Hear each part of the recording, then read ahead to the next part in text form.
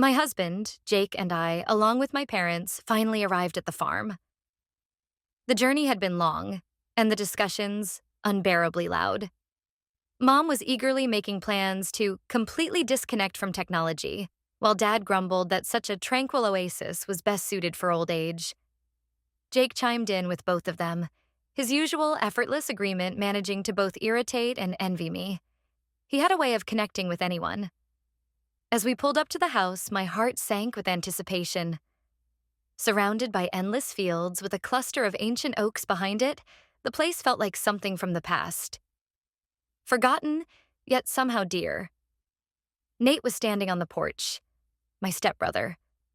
How many years had it been since we last saw each other? His calm smile, hovering over a coffee cup, seemed almost friendly, but there was something else there, an undercurrent of tension or weariness. His shoulders, though squared, appeared weighed down by an invisible burden. "Well, you made it," he said, as if that wasn't obvious. "Took you long enough." Jake, ever quick to bridge gaps, extended his hand, and soon the two of them were chatting about the pickup truck parked in the yard. I watched them from the steps, feeling out of place. The scene reminded me of our school days when I'd stand on the sidelines as Nate charmed my friends. He was always magnetic, always self-assured. Back then, it annoyed me. And now? I couldn't make sense of how I felt. Without wasting time, Mom and Dad disappeared into the house, leaving the three of us outside. Jake leaned into the car's engine while Nate stood beside him, arms crossed, nodding and occasionally tossing in a comment. He barely glanced at me. For some reason, that hurt. "You must be tired," Nate finally said, turning to me. His voice was soft, but there was a peculiar note in it, like he was trying to pretend there was nothing unusual between us. "You should probably rest." "Maybe," I replied with a nod, though rest was the last thing I wanted. As I climbed the steps to enter the house, I felt his gaze on me. It lingered, burning into me in a way that was oddly unsettling. The house was just as old as I remembered it. Heavy wooden beams, low ceilings, the scent of aged wood and a long extinguished fireplace. But now there was something new, a faintly damp, earthy smell that added a sense of unease. "We've got a small issue with the water supply," announced the farm's caretaker with an apologetic smile. He was Nate's neighbor who had been looking after the place while Nate was away. "Had to shut off a couple of rooms. Hope that's not too much of an inconvenience." "No problem. We'll manage." Jake replied quickly, taking charge as he always did. He relished situations like these, a chance to step in as the hero of the day. That's how we ended up in the best room still fit for living. A spacious bed covered with a soft throw, a view overlooking the fields, and a cozy armchair by the window. At first glance, it seemed almost too good for a rural farmhouse. Nate, however, got stuck with the cramped attic room under the roof. I caught a glimpse of it as he climbed upstairs, carrying nothing but a small suitcase. Low ceiling, narrow bed, crooked window. "Looks like the mice will appreciate my company," he said with a wry smile, glancing at Jake and me as we stood in the doorway of our own room. Jake laughed, wrapping an arm around my shoulders. "Well, the important thing is I'm always by my wife's side," he said, adding his signature wink, a gesture that usually made me smile. But this time, for some reason, I couldn't. Nate's smile flickered, faint and fleeting, like a shadow passing over his face. For a moment, our eyes met. And in that brief exchange, I sensed something hidden behind his joke, something I couldn't quite grasp. "Call us if you need anything," Jake said as he closed the attic door. When we were alone in our room, Jake began unpacking, humming a cheerful tune under his breath. I stood by the window, staring at the field slowly being bathed in the golden light of sunset. A thought kept circling in my mind. Why did this whole situation with the room bother me so much? Why was I even paying attention to it? "You okay?" Jake asked, not looking up from the suitcase. "Yeah, of course," I replied too quickly. He didn't seem to notice, or chose not to. I found myself wondering again how easily he seemed to adapt to any situation. how effortlessly he took everything in stride. But was it truly calmness or indifference? That night, I tossed and turned in bed, unable to settle. I kept imagining Nate lying in his cramped attic room, listening to the sounds of the old house. And for some reason, I couldn't shake the image from my mind. In the morning, Jake suggested we have a picnic by the lake. It was his idea, to inject a bit of romance and relaxation into our visit. He was always the one to propose such outings, expertly creating the illusion of ease, even when all anyone wanted was to stay home. My parents approved of the plan, and soon we were all packing baskets with sandwiches, fruit, and thermoses.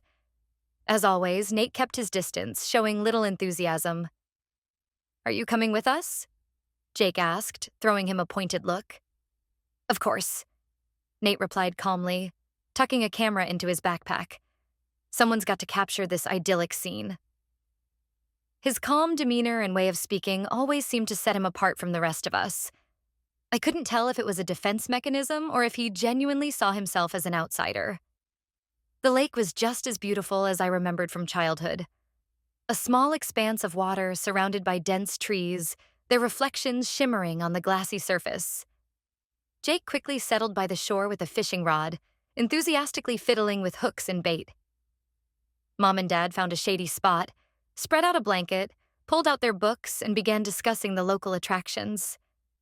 I stood by the water's edge, gazing at its calm surface. The silence was broken only by the chirping of crickets and the occasional splash of a fish. Nate approached me unexpectedly. His steps were so quiet that I flinched when he spoke.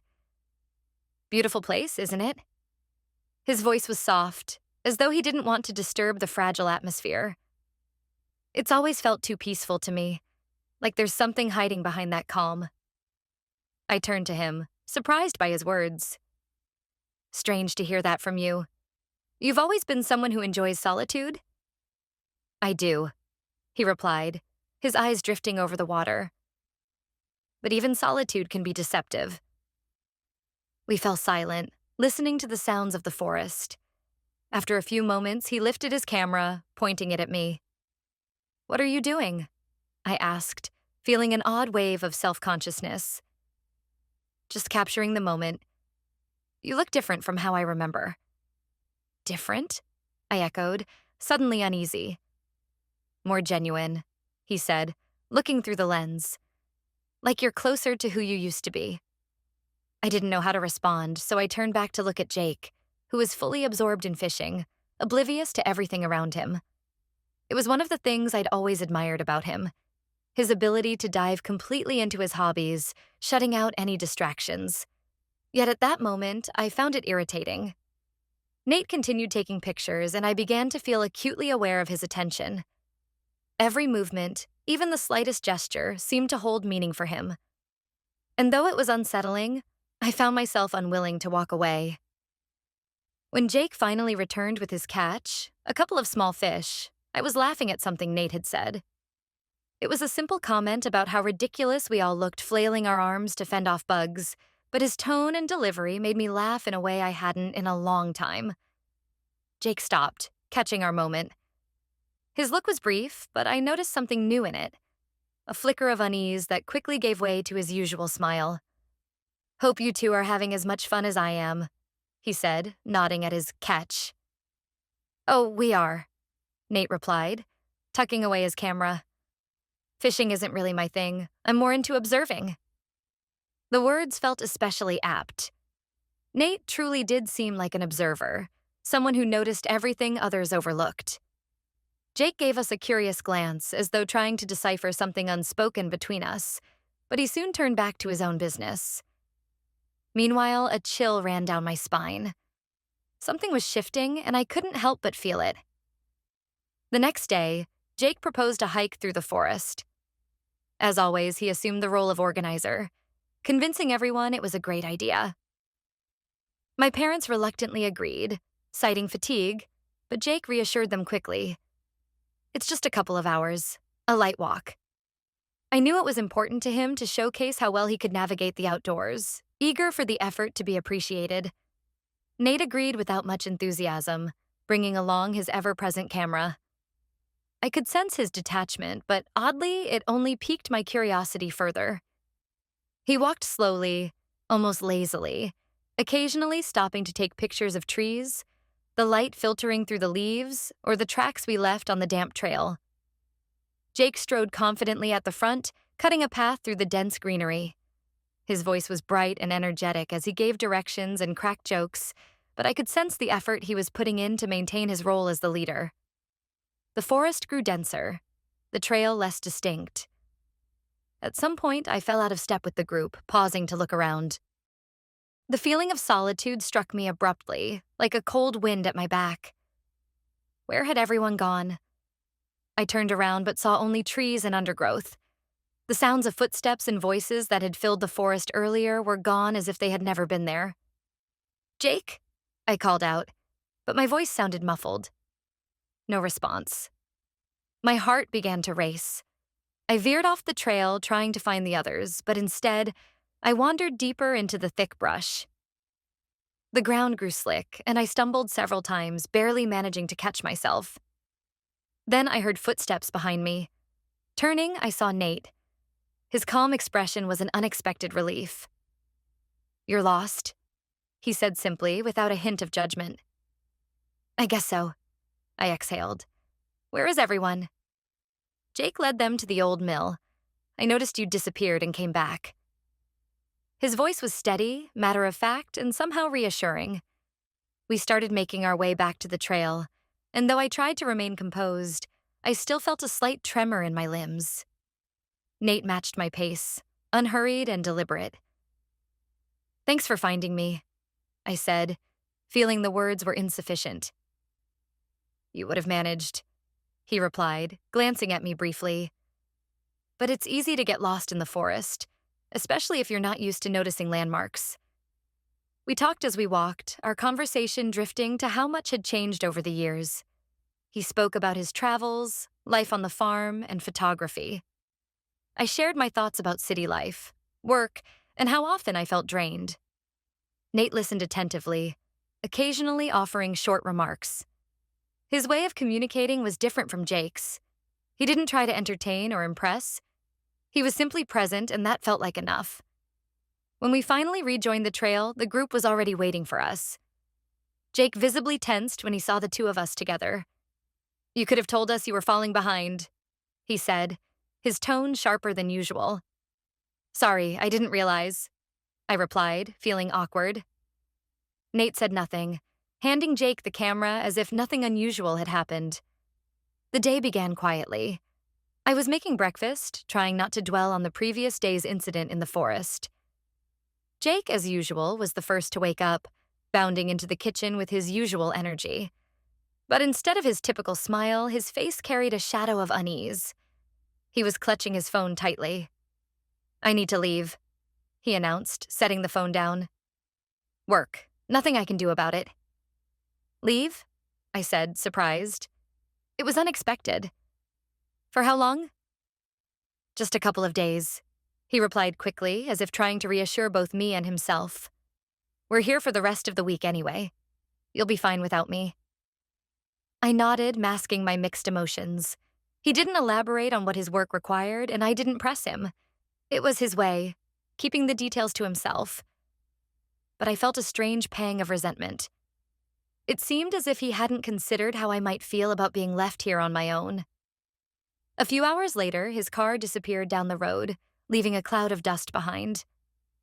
The house felt strangely empty. My parents went for a walk around the property, leaving me alone with Nate.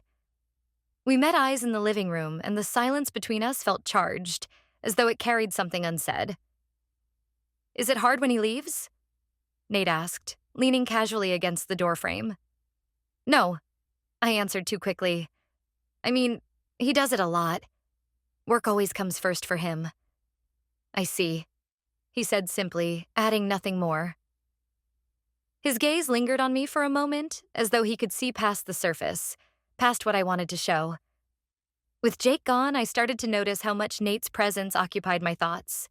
His calm demeanor, his attentiveness, and his ability to listen. All of it stood in sharp contrast to Jake's high energy and self-assuredness. That evening, Nate and I ended up alone at the dinner table. My parents were still outside, chatting with the neighbors about local wildlife, leaving the two of us to eat together. Our conversation turned to photography. Nate showed me pictures he'd taken during the hike the day before. One of them was of me, standing by the lake, staring into the distance. "You look beautiful here," he said, pointing to the photo. His tone was casual, but his words sent a shiver through me. "It's just a picture," I replied, avoiding his gaze.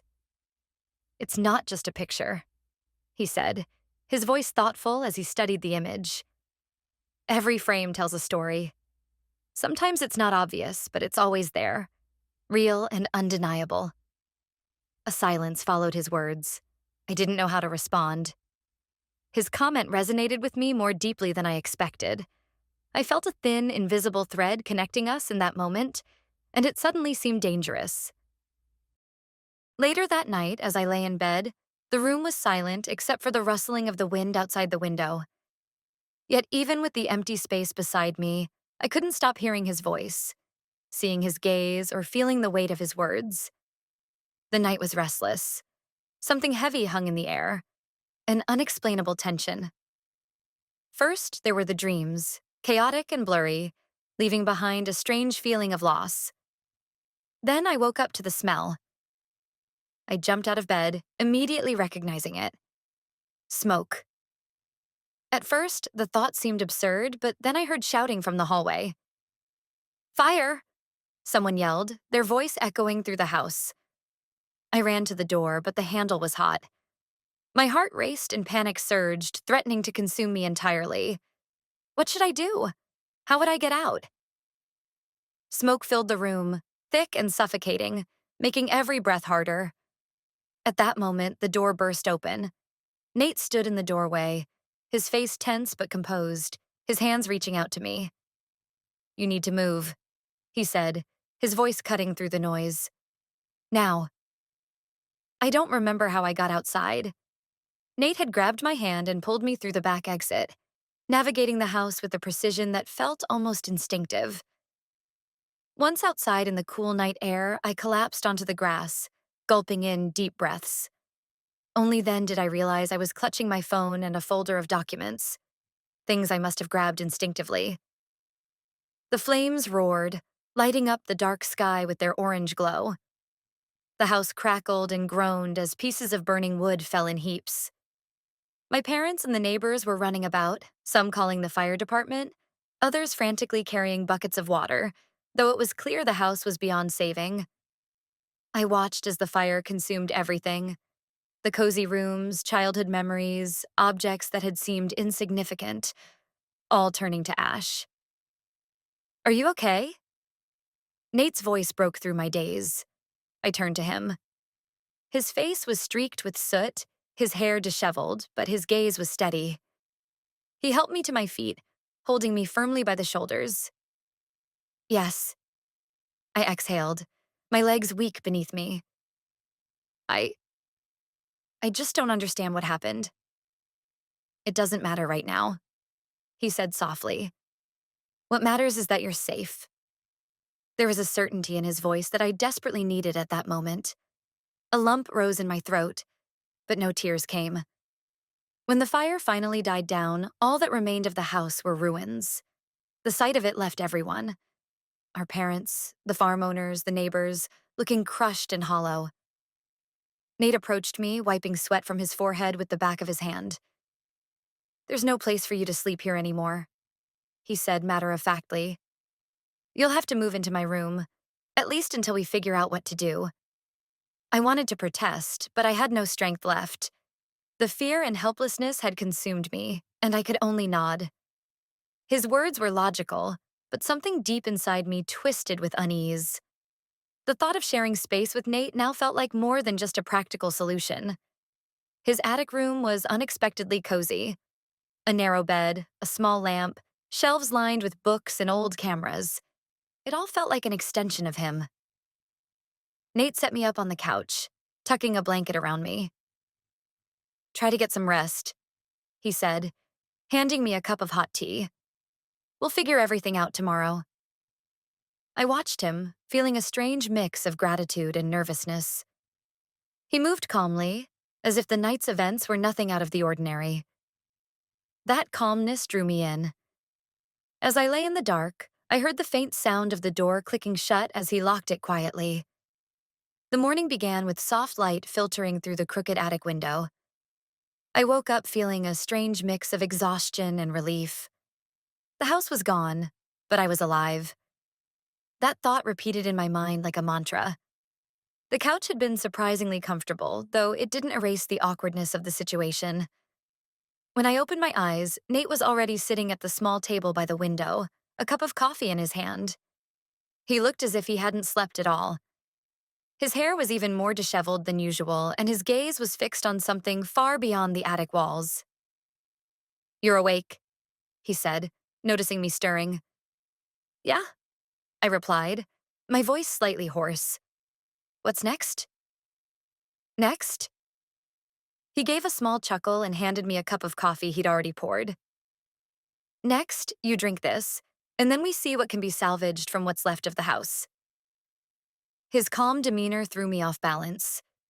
It was as if he didn't notice the tension between us since the fire, or perhaps he considered it natural, even inevitable. I sipped my coffee in silence, watching him. There was a deliberate steadiness in his every movement. It was a stark contrast to Jake's energy, always quick and impulsive. Nate was the opposite.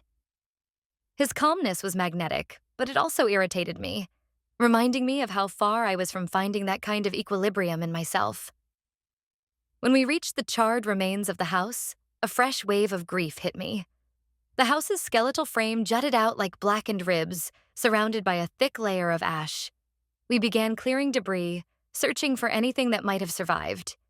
It was dirty, grueling work, but it provided a distraction. At one point, I paused to catch my breath. Nate, meanwhile, unearthed a box from the ruins. He opened it, glancing at me. "Looks like this is yours," he said, handing the box to me. Inside were burned but recognizable items: a picture frame, a couple of books, and a small ceramic figurine I'd bought at a fair years ago. Seeing them made something tighten in my chest. They were just small things, but they felt like proof that not everything was lost. "Thank you," I managed to say, barely holding back tears. Nate sat down beside me, resting his hands on his knees. His voice was unexpectedly gentle. "You're stronger than you think. Not everyone could handle what you've been through." I turned to him and our eyes met. There was something more in his gaze than just reassurance. Something deeper, as though he saw a part of me I didn't fully understand myself. "I don't feel strong," I admitted, unsure why I was opening up to him. "You may not feel it," he said, a faint smile tugging at his lips. "But you are. You always have been." We returned to the work, but his words stayed with me. That evening, when we went back to the attic, the tension between us seemed to grow. He was near, but there was still a space between us. A gap that felt both heavy and magnetic. As I lay down on the couch, Nate sat by the window with a book in his hands. The light from the lamp softened his features, but his expression was focused. I found myself wanting to ask what he was thinking, but I didn't dare. Instead, I closed my eyes, letting the silence of the room envelop me. Yet that silence was far from empty. It was thick with a growing tension, one that was impossible to ignore. The night was cold and starry. The attic was silent, but I couldn't sleep. I lay on the couch, listening to the creaks of the wooden beams, as though the old house was trying to share its secrets. Nate sat by the window, his gaze lost in the darkness outside. He barely moved, as if he had become part of the stillness. "You're awake?" he asked suddenly, without turning to me. "No," I answered honestly. "I can't sleep. It's all too much." Nate turned on his chair, resting his elbows on the armrests. His eyes settled on me, soft but searching. I felt the weight of my words, heavier than I intended. "What are you thinking about?" he asked, his voice barely more than a whisper. I exhaled, sat up, and hugged my knees. The weight of the past few days pressed down on me. The fire, the loss of the house, Jake's absence, and something new and uncontrollable growing inside me. Everything feels so tangled, I admitted. I thought I knew how my life was supposed to be. My marriage, my plans. But now I feel like I've lost something. Or maybe found something. I added, my voice dropping to a whisper. Nate stood slowly and walked over to the couch, sitting down next to me. He left a small space between us, but his presence seemed to fill the entire room. He was quiet for a long moment, staring off into the dim light of the lamp before he spoke. Sometimes, to find yourself, you have to lose everything else, he said. His words were simple, yet they echoed inside me. I looked at him. In the soft glow of the lamp, his face seemed different. Open, vulnerable. There was something in his eyes I couldn't explain, but it held me captive. I don't know what I'm feeling, I said before I could stop myself. He turned to face me, his expression serious, as if he was choosing his next words with great care. I know what I'm feeling, he said quietly. But it's wrong, isn't it? I couldn't answer. I knew I should stop this conversation, close the door before it opened too wide. But instead, I stayed, waiting. Nate leaned closer, his voice dropping to an almost inaudible level. Tell me you don't feel anything. I couldn't reply, or perhaps I didn't want to. In the next moment, he leaned in further and his lips brushed against mine. In that instant, there was nothing but us. The kiss lasted only a moment. When he pulled away, I couldn't breathe. We sat there, staring at each other in silence, but everything had already changed. The day began much like the one before, but I couldn't see it the same way. Everything had changed. After what had happened the night before, I felt like fragile glass, ready to shatter at the slightest touch. At breakfast, Nate and I avoided each other, our glances barely meeting. Yet the tension between us was undeniable, thick and unspoken. My parents, thankfully, seemed oblivious. They discussed plans for temporary housing while the farm was being rebuilt. I nodded along, trying to keep my composure. But all my energy was focused on avoiding any new moments of closeness with Nate. I was terrified of how inevitable they seemed. Throughout the day, we found ourselves together again and again. Not on purpose, but by some unexplainable pull. I'd head to the river, and there he'd be. He'd come to the orchard for tools and find me beneath the apple trees. Each time, our conversations began with something neutral. Where the new house should be built, or how we could help the farm owners recover. But these talks always ended in pauses, lingering looks, and silences filled with unspoken words we were too afraid to say. We can't keep doing this, I said one evening as we walked along the path leading to the river. I know, he replied, his voice calm, steady, a composure that infuriated me. But that doesn't mean I can stop. His voice was as quiet as the wind brushing through the grass. He reached for my hand, and I didn't pull away. I knew it was a mistake, but it felt too right, too natural to resist. We continued to find each other in stolen moments that no one noticed. At night, after everyone had gone to bed, we sat in the kitchen pretending to plan the next day. During the day, amid the ruins of the house, we found ourselves standing too close. It was absurd. Impossible, but unbearably real. One day, he led me to his secret spot, an old bench by a small stream hidden deep in the woods. There, he told me what he felt. Not much, not fervently, but every word sank deep into my soul. This is more than just a moment, he said, staring into the water. I know how it looks, but you make me feel something I thought I'd never feel again. Nate, this is wrong. I tried to say firmly, but my voice trembled. We have no future. We're destroying everything we have. Can you stop? He asked, turning to look at me. His gaze was direct, cutting through any attempt to lie. I lowered my eyes. I couldn't. In that moment, everything became clear. We could pretend, deceive ourselves, avoid each other, but it wouldn't change what was already happening. That night, lying in the attic, I heard the faint creak of the stairs. The sound stopped at the door. No one came in, but I knew who it was. He didn't knock, didn't enter, but his presence on the other side of the door was as palpable as if he were standing right next to me. The next morning, life on the farm moved forward as usual. My parents left for the nearby town to meet with contractors and discuss plans for rebuilding the burned house. Nate and I stayed behind. The thought of being alone with him both unsettled and thrilled me. All evening, I'd tried convincing myself that our kiss had been a mistake, a product of stress, but his presence lingered in my mind like a shadow I couldn't escape. We both tried to keep our distance.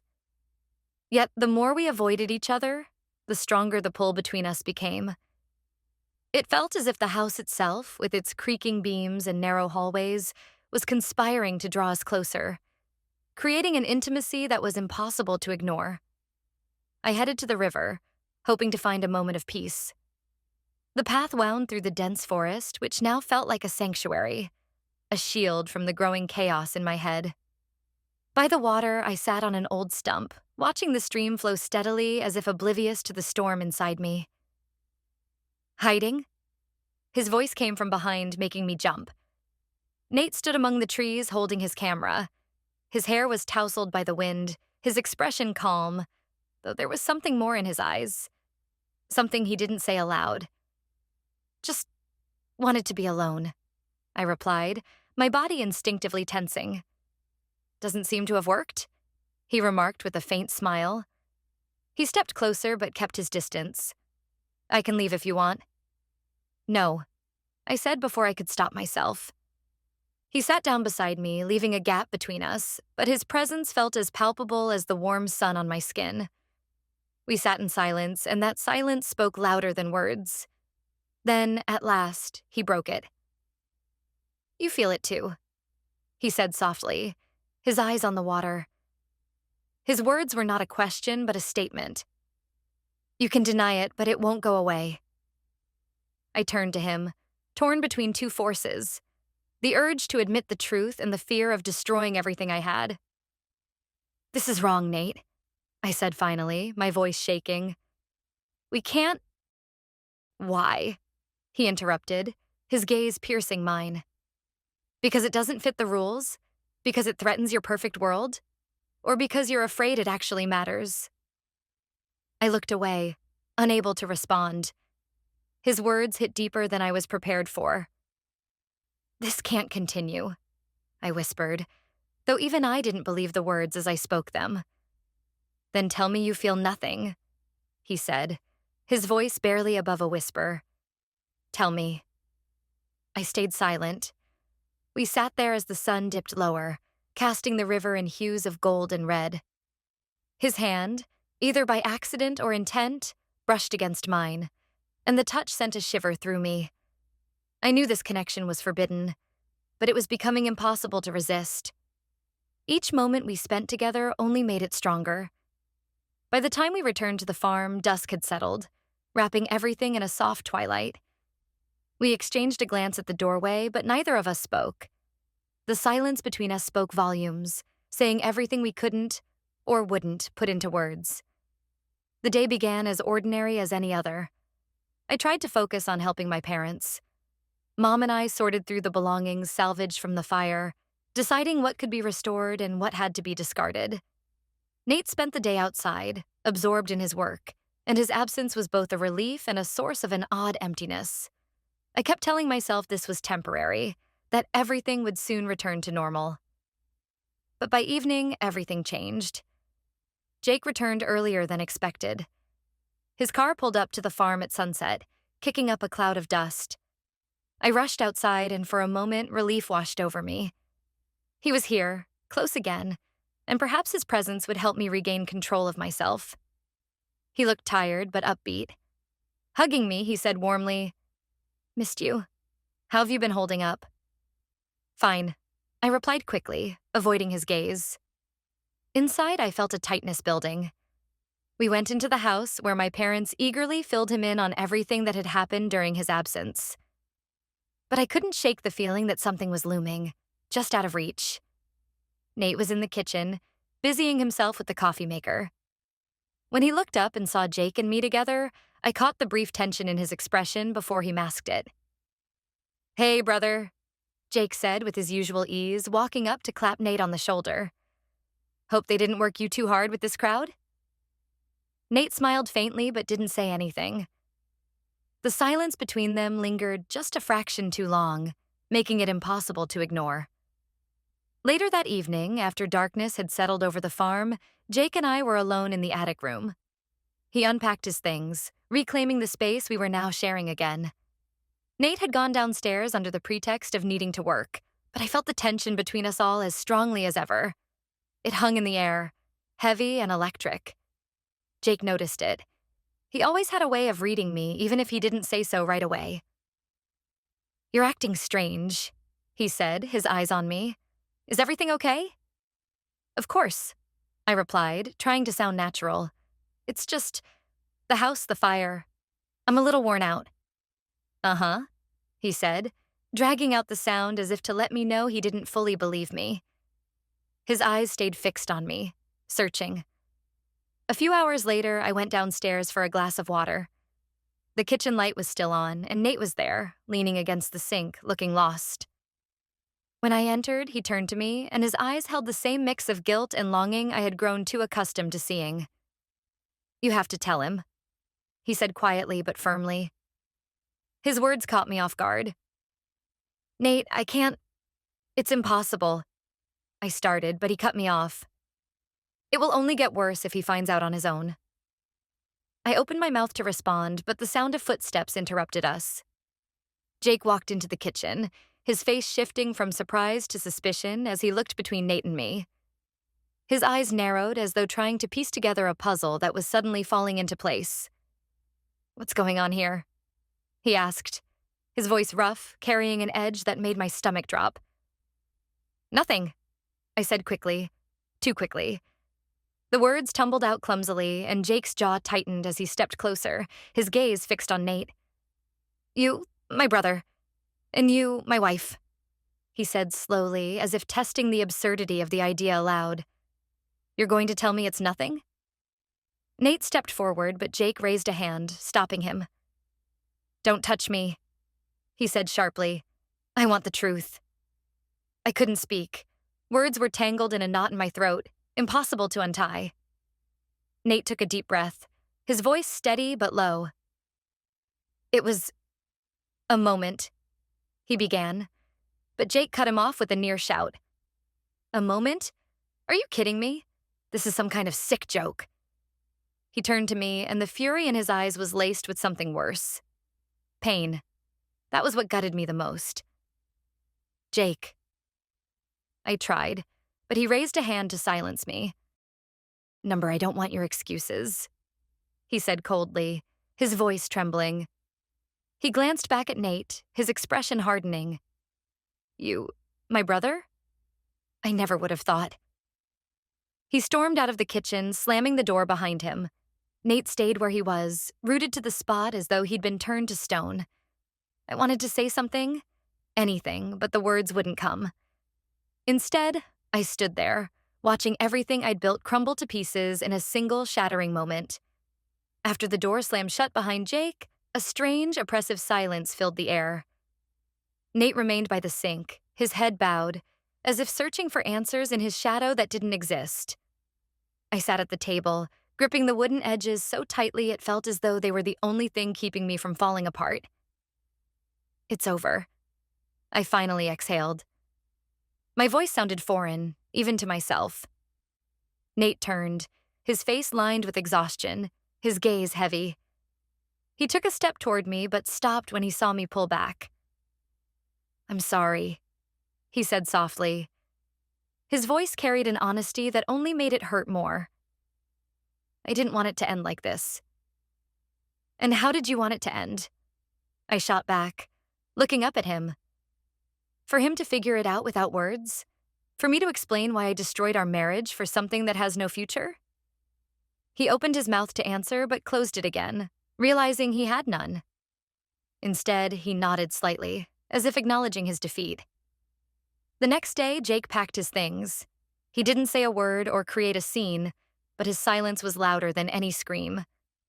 As he walked out of the house, I tried to stop him.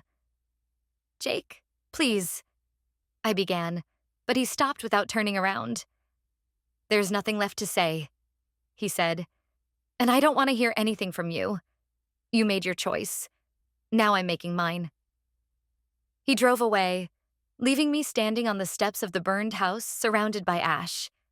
The wind kicked up a cloud of black dust, and I felt its emptiness seep into me.